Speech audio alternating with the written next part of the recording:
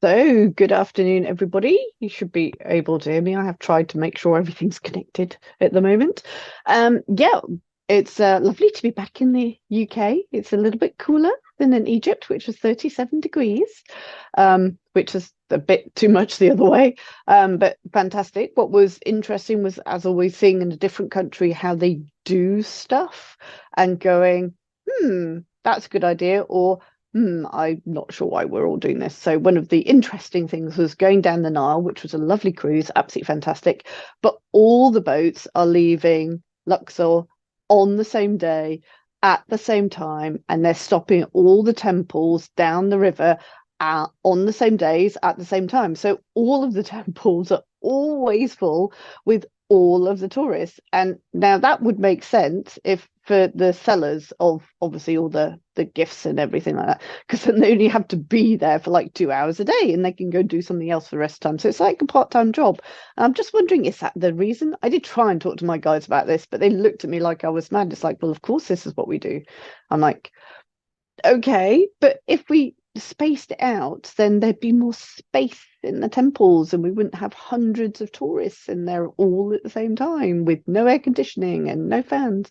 And they're like, still don't see what your point is. So I'm like, okay, fine, we'll leave it. But it was just going back to my blog before I went away, which is that if you're looking at your systems, do you have to do the things you're doing the way you're doing them?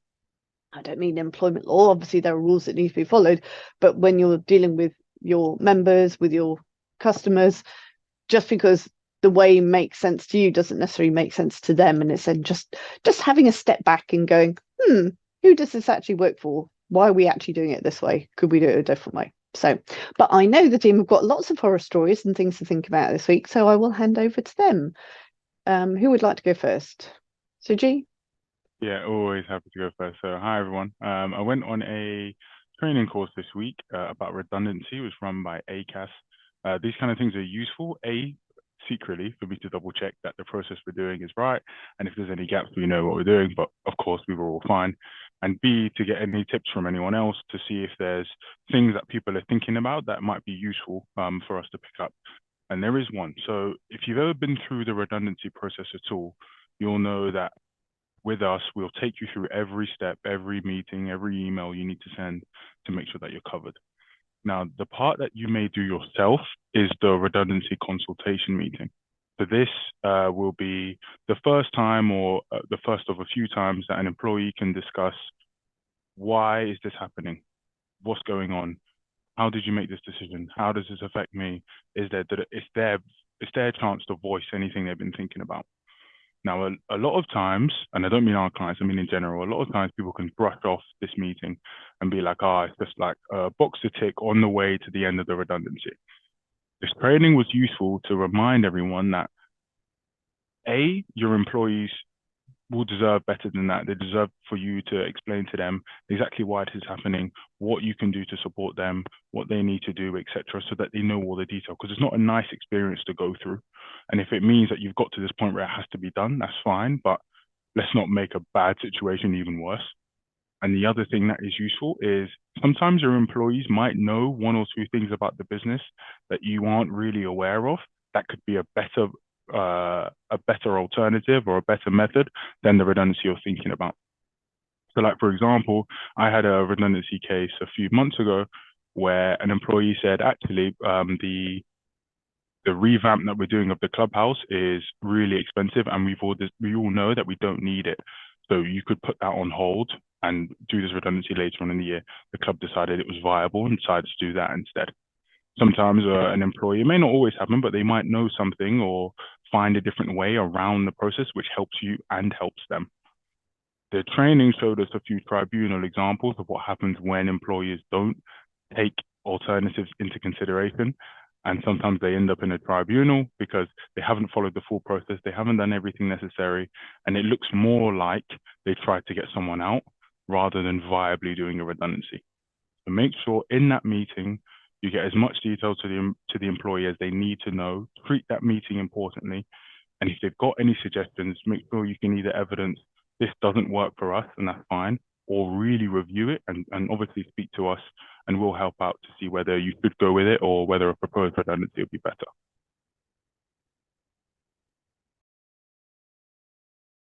Right. So Catherine, Lauren, who'd like to go, Catherine? I guess I will follow on I don't know, the two processes a lot of people dread is redundancy and TUPE. So I done a TUPE training course, and now everyone wants to do a TUPE, which is good because we're all, all pretty aware. So I just wanted to, I could do a whole session on this, but I'm not going to. So I just want to get two key points. There are some situations when we don't think TUPE applies, but they apply in more situations than you think. So we've had a lot of queries coming in. And I'll just give you two examples that, I mean, you're probably clued up and know they apply, but let's just say the managers were quite surprised when we said, oh, that's a TUPE situation. So the first was a club wants to outsource their accountancy, all the accountancy, outsource it to a contractor. They have someone doing accountancy part-time, bookkeeping part-time. So we said, okay, but that's a TUPE. And the club were like, well, are you sure? Because that's a consultant, that's someone coming in, and they're not going to want to employ, Jane, who does the accountancy. So actually it is, the job is not going anywhere. You're just moving it to someone else. So if you went ahead, you got a contractor in, she would naturally TUPE over to the new employer. Now, in this situation, unfortunately, there are protected characteristics, multiple. So, we've discussed redundancy. Redundancy is not a viable option because the job is not redundant. It's just being outsourced. So this is likely going to end in a settlement because the contractor does not want a member of staff. They want to do everything themselves. The second scenario is a club has a contractor doing the cleaning. And this contractor employed 2 members of staff to clean for the club year round. The actual contractor has given the club notice to leave, which means the club now has to find another contractor to do cleaning. And what they didn't realize that actually, because these 2 staff members were appointed to work for them solely, that if they get another contractor, which they have to do because the other one's given notice, those 2 staff members will TUPE over to the new contractor. So again, it's really, but I don't understand, and they're useless. They're rubbish at cleaning, and it's unfortunately, yes, this is a TUPE situation. So what I will say to you is, if you do any kind of changes, people coming in, changing contracts, just check with us first because it applies in more situations than you perhaps think it is. Secondly, is we are getting a lot of calls from businesses we don't work with actually, and they start off by saying, oh, I've taken on some staff, and we're like, okay, when you say taken on and they say TUPE, you're like, great, they know what they're talking about. We don't have any contracts and I don't know what their hours are. It's like, oh dear, here we go. It's just to really reinforce that when you are TUPEing staff into your company, into your club, you are taking on all liability for this employee. So it's absolute paramount. You know what you're taking on. And if you haven't got a contract in place, I'd be saying to you, stay away, really. This is a major red flag.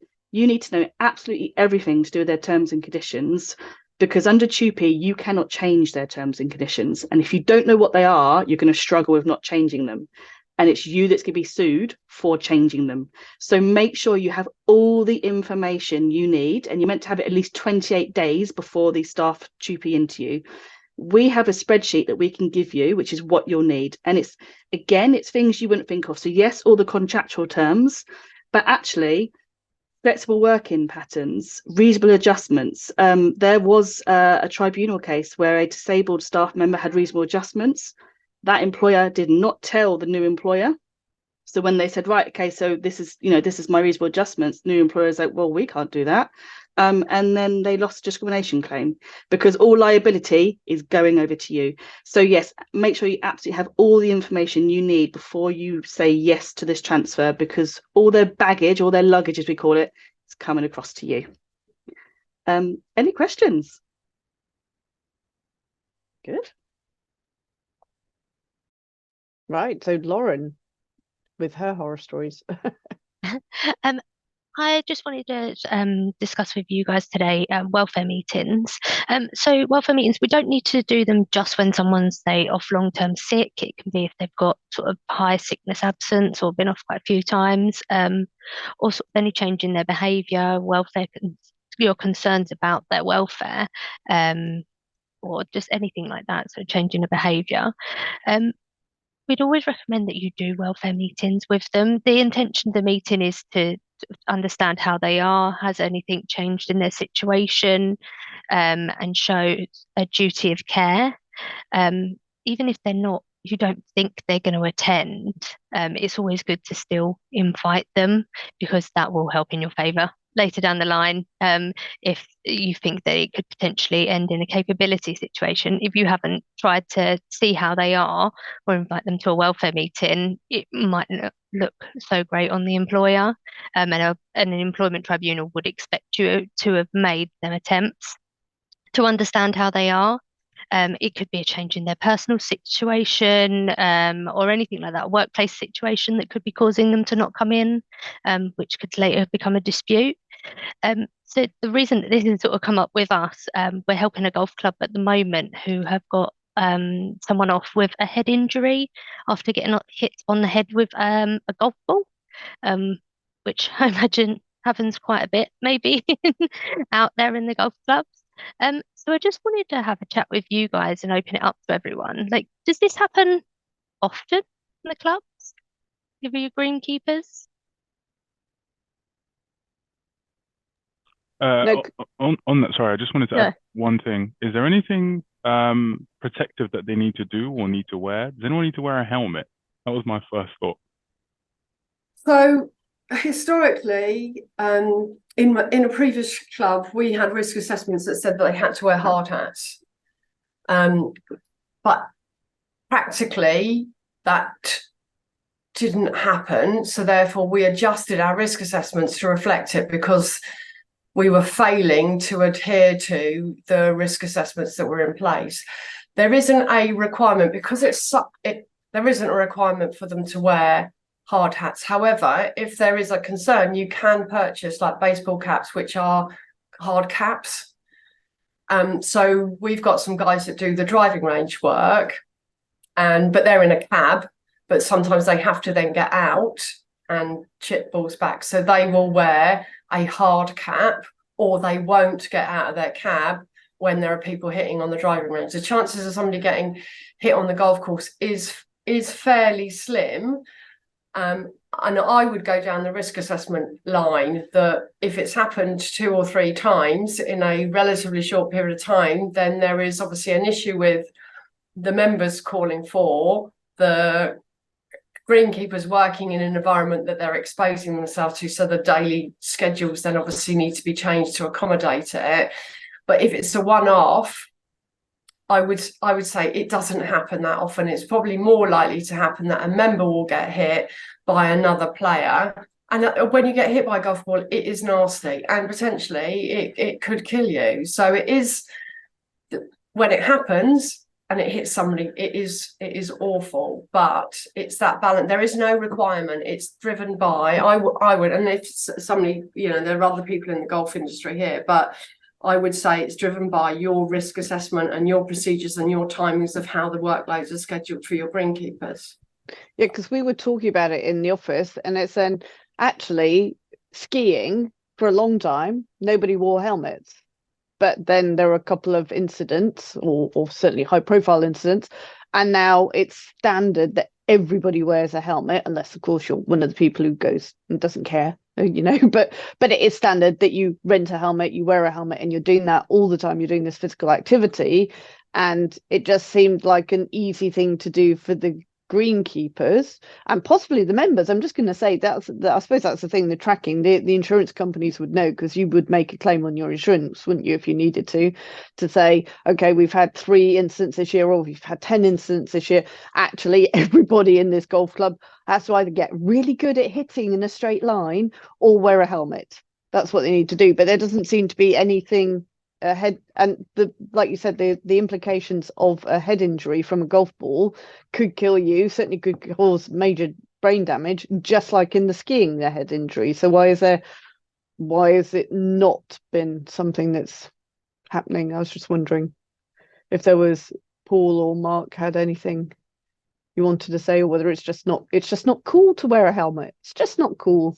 We'd just rather be cool. No, they also have to wear. They also sometimes have to wear ear defenders as well. Yeah. So they'll have ear defenders on and caps, but I think it does also depend on the layout of the course. You know, how have they got hit? Where were they? Was it a blind shot? You know, there are other things. If you've got a fairly open course as well, it's probably easier for the greenkeepers. But if you've got hidden corners and blind spots, then no. But in my previous job, I was there for kind of 6 years. I had one incident, and that was it was a marshal who'd come in who had been playing, who got hit on the head. So in 6 years, there was one incident. Yeah, it's not major. And it was really nasty. Yeah.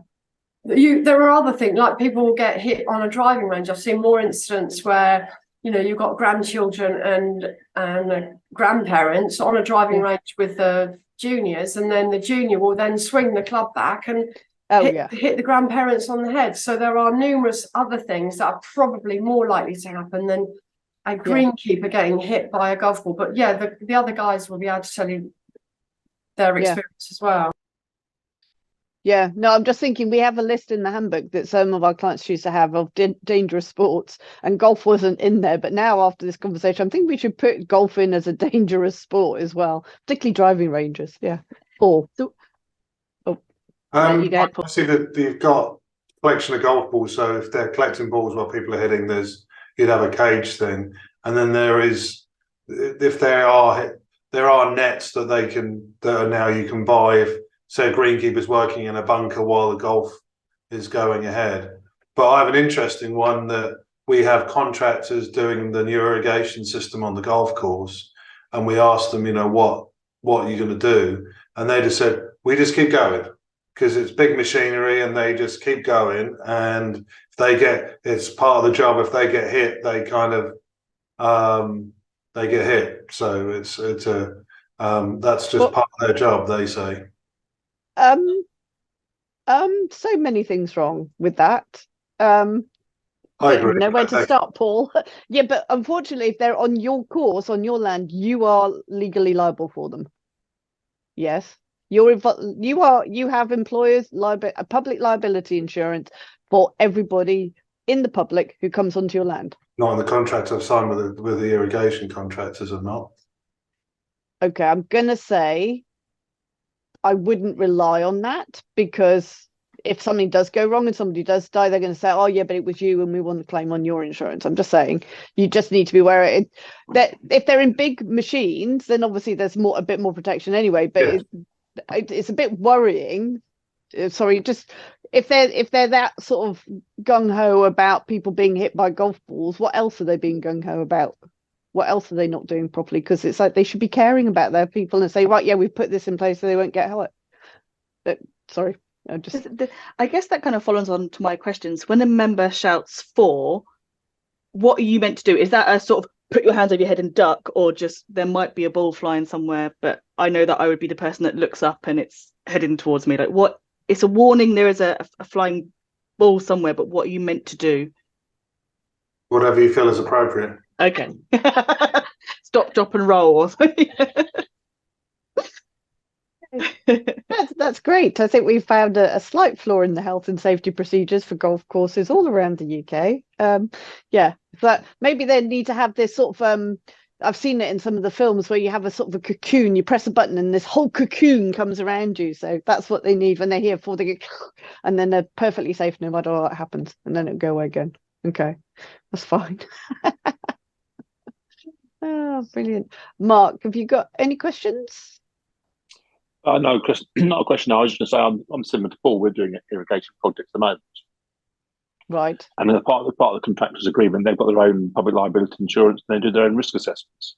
Yes. So I was a bit surprised to suddenly say it's our responsibility when it's... Well, I'm just going to say health and safety is one of those horrible areas where it says you are liable for all people on your premises as an employer, whether they're a contractor or not. So and those contracts are fine. It's always the key thing is though when it goes pear-shaped, and it's not probably tragic, but it might be tragic, but they'll come to you and say, well, actually, you are liable because under health and safety legislation, you didn't make sure, and you say, well, that's not our problem. But it will be a claim on your public liability insurance. Your insurance company will sort it out, but just don't assume that it's necessarily okay just because they've said, oh yeah, we'll cover it. It's like, yeah, okay, but you are on our property and we have responsibility. So it might be worth going to them saying, yes, I appreciate you do this all the time, but what we would like you to do to keep your staff safe is to have cages around so that they can't get hit, whatever it is, so that there's that little bit more protection. I don't know. Paul?